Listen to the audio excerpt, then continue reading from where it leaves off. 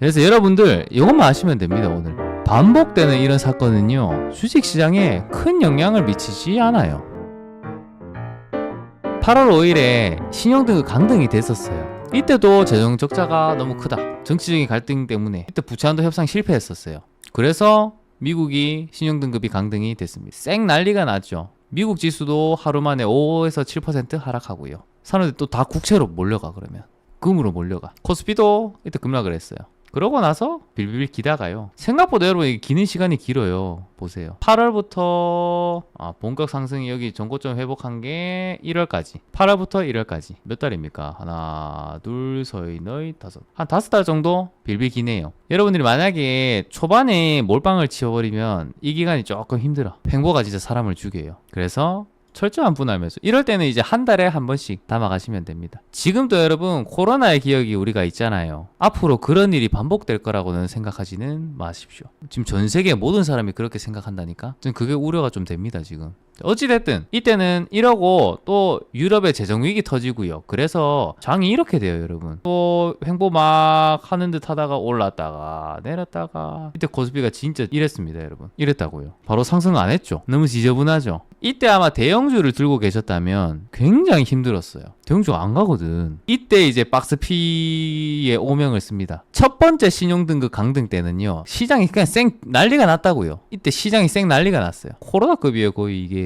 2100 수준에서 1600 갔으니까 몇 프로가 깎이는 겁니까 거의. 500포인트면 시장이 한 20% 날라갔거든요. 근데 뭐 이때 참고로 말씀드리자면 시장은 이런데요 종목은 10배 이상 간 게 쏟아졌어요. 10배 이상, 5배에서 10배 엄청나게 많이 나왔습니다. 그 종목장이었죠. 이때 개별주장 같습니다. 이때도 큰 재료들이 많이 나왔었어요. 중국 관련 주식들이 싹 그냥 쏟아버렸지. 지금이랑 좀 비슷한 거 같지 않아요? 지금이랑 진짜 비슷하죠. 그러니까 시장은 사실 상관없어요. 뭐 이러든 말든 대형주가 조금 뭐 좀 힘들지만 다른 주식도 얼마나 좋은 거 많은데. 첫 번째는 이랬습니다. 자, 두 번째 한번 봅시다 여러분.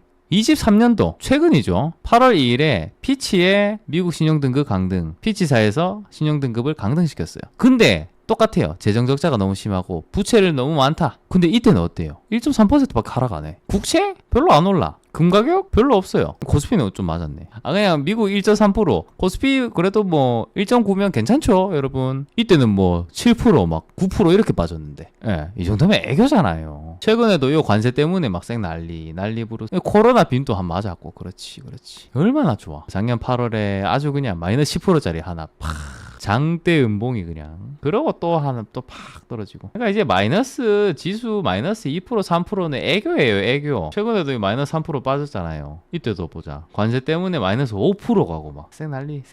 우리는 여기 경험이 얼마나 커. 그러니까 최근에 다우지수가 이때까지 금융시장에서 없었던 최대 하락을 했었잖아요. 이때가 최대 하락 날이에요. 다우지수가 최대 하락이었습니다. 역사의 한 획을 그었다고요. 우리는 그거를 겪은 사람이에요. 별거 아니라고 이게. 그러니까 23년도에 8월 1일입니다 23년도 8월 1일 그 다음 날이죠. 네, 그 다음 날. 이게 미국 시간이니까 8월 1일. 별 이상 없어요. 마이너스 1.9%. 근데 뭐 이때는 뭐 미국 시장도 아마 그냥 그런갑다. 뭐 그냥 그런갑다 그래. 왜냐하면 한 번 과거에 이런 일이 있었거든요. 그래서 이게 더 이상 영향력이 없는 거예요. 그래서 여러분들 이것만 아시면 됩니다 오늘. 반복되는 이런 사건은요 주식시장에 큰 영향을 미치지 않아요. 특히 이번에 강등된 거 있죠. 세 번째잖아요. 세 번째. 두 번째도 별 이상 없었어요. 그러니까 세 번째 정도는 여러분 그 별 의미가 없어요 이제. 주식시장은 언제나 새로운 일 있죠. 새로운 뭔가 신선한 일, 새로운 신선한 일에 반응을 하고요. 생전 처음 보는 그런 악재, 그런 거에 굉장히 신경질적으로 반응을 합니다. 왜냐하면 불확실성이 가득하니까요. 근데 이렇게 반복되는 사건은요 이제 사람들이 다 알아요. 이제 뭐 어디 전쟁 나도 별 감흥이 없잖아요. 북한에서 미사일 쏘잖아요. 옛날에는 뭐 빅텍 이런 거 얘들이 막 상한가 막 이래 쏟죠. 이거 전부 다 이제 그 미사일 쏜 그런 자리입니다. 딱 보면 처음에 막 미사일 쐈다 할 때는 막 우리나라 사람들도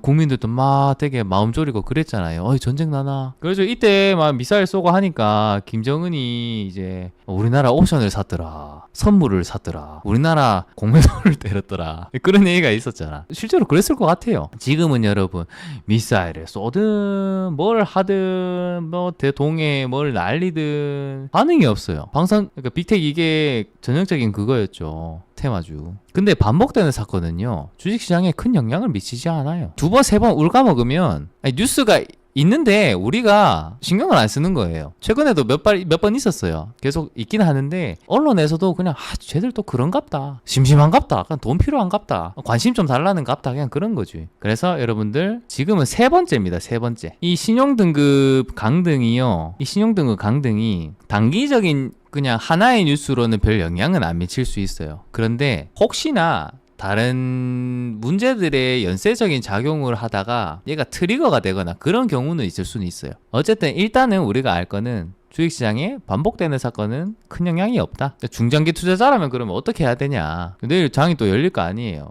또 뭐 헷가닥 하든지. 근데 저 뉴스 때문에 뭐 국채를 만약에 발행을 좀 덜 하거나 그리고 디폴트가 난다거나, 안 그래도 지금 미국 사정이 안 좋잖아요. 앞으로 미국은 지금 그거를 바라고 있어요. 그러니까 트럼프 대통령이 막 관세 올리니 많이 하면서 재정적자를 메우려고 하잖아요. 재정적자를 메우려고 합니다. 왜 이러냐면 앞으로 감세 정책을 내야 되거든요. 감세 정책을 아마 이제 내년 중간선거 전까지 내면서 주식시장을 한번 부흥을 시킬 거예요. 근데 그거를 하려면 감세를 해버리면 재정 적자가 더 심해지잖아요. 그래서 이거를 일단 좀 줄이기 위해서 관세 가지고 무역을 흑자라도 조금씩 내가지고 이거를 좀 떼우려고 하는 거지. 이러는 와중에 지금 이 뉴스가 나왔잖아요. 뭐 한번 휘청할 수도 있어요. 근데 우리가 알 거는 단기적으로는 시장 변동성을 유발을 합니다. 근데 길게 봤을 때는 별 뭐 상관없었어요. 어쨌든 내리면요, 뭐 내릴 것 같지도 않은데 혹시나 내리면 다른 뉴스랑 엮여가지고 매수의 기회죠.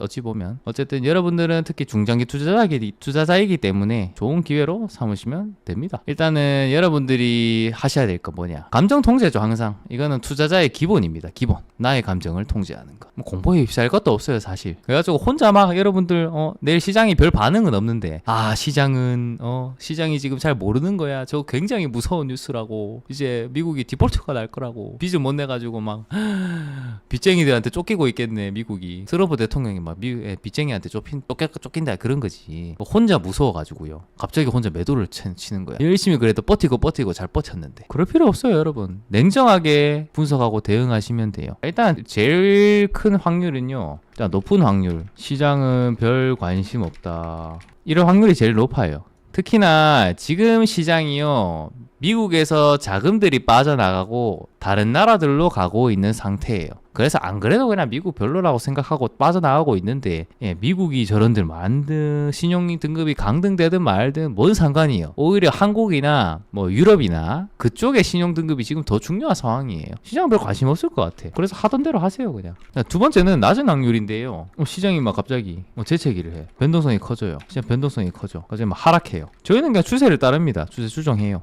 올라가면 올라가는 대로 가만히 있으면 되고요. 만약에 저 뉴스가 너무 안 좋아, 만약에, 그러면 이 종목도 꺾이겠죠. 그럼 추세가 어쨌든 깨질 거 아니에요. 그러면 깔끔하게 이제 팔고 나오면 돼. 그게 답니다. 그래서 여러분들 냉정하게 시장을 분석하고 대응하시면 돼요. 뭐 시장 분석할 것도 없어요 사실. 추세 수정하면 시장을 분석하고 자시고 할 게 없어요. 시장 분석하고 할 시간에 기업 분석하면 돼요. APR도 이제 이 기업도 정말 좋았거든요 여러분. 돈을 너무 잘 버니까. 이 돈 버는 거 보세요. 매출액이 5천억, 7천억, 1조 1천억, 1조 4천억, 1조 7천억, 1조 8천억이네. 영업이익이 폭발해, 매출액도 폭발해. 이건 안 사면 그냥 바보인 주식이에요. 이거는 이런 거 봤으면. 이것도 상 나왔어요. 이것도 상 나왔었어. 그러니까 신용등급이 강등이 되든 신용등급이 올라가든 뭔 상관이냐고요. 그럼 그게 다예요. 그 다음에 특히 지금은 장이 조금 괜찮은 편인데 앞으로 향후 한 2달 정도 좀 시끄러울 수가 있어요 여러분. 근데 그런 뉴스는 아무 상관이 없습니다. 그리고 웬만하면 신뢰할 수 있는 정보를 많이 보십시오. 그러니까 뉴스도 왜 그냥 인터넷 그런 언론 말고 그냥 인터넷 기사 쓰는 그런 데 있잖아요. 그런 데는 조회수를 그냥 빨아먹으려고 있는 데고, 이왕 있는 것도 좋은 거 그냥 어느 정도 신빙성 있는 그런 곳 있죠. 그런데 뉴스를 살펴보시고 그래야 됩니다. 특히 요즘 유튜브가 너무 시끄럽기 때문에 특히 되게 편향되어 있는 그런 쪽들이 있죠. 그런 거는 여러분들 굉장히 소음으로 다가옵니다.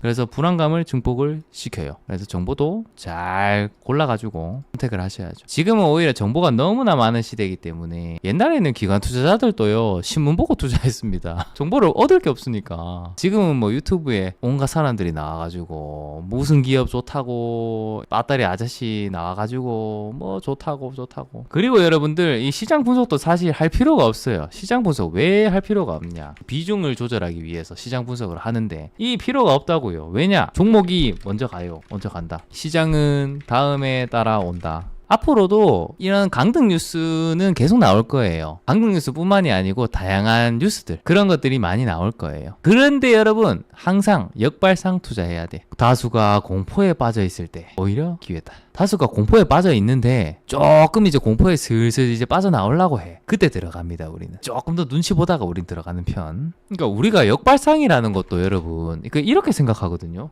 자, 개미들이 반대로 행동하면 역발상 투자다. 자, 예를 들어서 개미들이 매수한다. 그러면 우리는 매도하고요. 개미들이 매도하면요, 우리는 매수해요. 요게 역발상 투자다. 개미들이 하는 대로 하면 안 되고, 개미들이 하는 대로 안 하는 대로 하면 정답이다. 두 가지 흑백 논리죠. 그러니까 선택지 1번, 2번 두고 둘 중에 한 개 선택하는 거잖아. 세상이 우리 그렇지가 않잖아요, 여러분. 여러분들이 하나 생각하면 좋을 게, 저는 이렇게 생각합니다. 나침반을 보시면 방향이 참으로 여러 개가 있죠. 북쪽도 있고요, 동쪽도 있고, 서쪽도 있고, 남쪽도 있고, 동서남북이 있잖아요. 나침반에 보면 이 말이 뭐냐 하면 그러니까 개미들 반대로 가면 성공한다 이거지. 그렇죠? 근데 만약 개미들이요 북쪽으로 지금 막 가고 있어요. 그러면 남쪽이 정답이네요 라고 하는 거랑 똑같잖아. 맞죠? 우리가 이 방향이 얼마나 많습니까? 동서남북도 있고 또 북서쪽도 있잖아요. 북서쪽도 있지, 남서쪽도 있지, 남동쪽도 있지. 방향이 정말 많다고. 투자해서 만약에 정답지가 여기에요. 여기. 근데 개미들은 북쪽으로 가고 있어요. 근데 무조건 개미 반대로 한다고 하잖아요. 우리는 남쪽으로 가버려. 그러면 오히려 개미들이 좀 더 정답에 가까운 거예요. 개미들 반대로 갔다고 했다가 나는 더 멀어져 버리는 거야. 지금 목적지예요. 그래서 투자가 역발상 투자라는 게요, 단순하게 뭐 반대로 하면 된다 이게 아니에요. 이거는 지금 2D 평면에서 해서 그렇죠. 여러분들 이게 만약에 입체라고 생각해 보십시오. 입체라고. 우리 지구처럼 구 모양이라고. 그러면 얼마나 많은 방향이 또 있겠어요. 투자가 그런 거예요. 정말 방향이 많은데 역발상 투자를 한다? 무조건 누구 반대로 하면 된다? 그건 아니야. 때로는 대중들이 맞는 것도 있어요, 여러분. 그럴 때는 거기 따라야 되고요. 근데 대중들이 좀 이상해. 내가 볼 때는 진짜 아닌 것 같은데? 만약에 운 좋게 대중들이 막 이쪽으로 가고 있어. 그럼 완전히 대중들의 반대로 여러분들이 행동하면 이게 얻어맞을 때도 있죠. 이건 운입니다. 대중들이 어느 방향으로 가고 있든지 간에 여러분들이 다양한 정보를 잘 취합하고 다양한 사고를 취합하고 차트도 열심히 잘 보고 뉴스도 막 하다 보면 이쪽으로 가봐야겠다라고 힌트를 얻는다고요. 어쨌든 역발상 투자는 여러분 무조건 사람들의 반대로 하는 건 아니에요. 그러니까 예를 들어서 개미들이 막 팔았죠. 코로나 때 막 팔았잖아. 보통 개미 투자자들은요 이런 폭락이 오면 거의 팔았습니다. 그런데 우리가 할 수 있는 선택지는요 굉장히 많아요. 그러면 무조건 매수를 해야 하냐? 땡? 아니요. 그게 아니지. 아무 행동도 안 한다 라는 선택지가 있어요. 여러분들 내가 방향이 어디로 가야 될지 모르면 아무 행동도 안 하는 게 오히려 좋아요. 시장 자체는 항상 옳습니다, 여러분. 개인의 의견은 자주자주 틀려요. 제 의견도 맨날 틀려요. 근데 어쨌든 시장 자체를 따라가려고 노력합니다. 그러다 보면 시장하고 짝짝꿍이 맞아가지고 막 폭등하는 거예요. 종목들이 잘 걸리면. 반복되는 사건은요 딱히 주식시장에 큰 영향을 미치지는 않습니다. 그래서 높은 확률로는 별 이상 없을 거다 생각은 하고, 작은 확률로는 투자시장은 또 복잡계예요. 저 작은 사건이 어느 하나 트리거를 탁 건드려가지고 또 뭔가 나비 효과처럼 일어나기도 합니다. 그거는 또 지켜봐야 돼요. 그래서 여러분들이 어떻게 대응해야 되냐, 우리는 가치 투자, 중장기 투자 하잖아요. 그러니까 단기적으로 뭔가 휘청해도 장기적으로는 괜찮았잖아. 좋은 종목 잘 고르면 돼요. 모든 종목에 대해서 매수하라고는 절대 말하지 않습니다.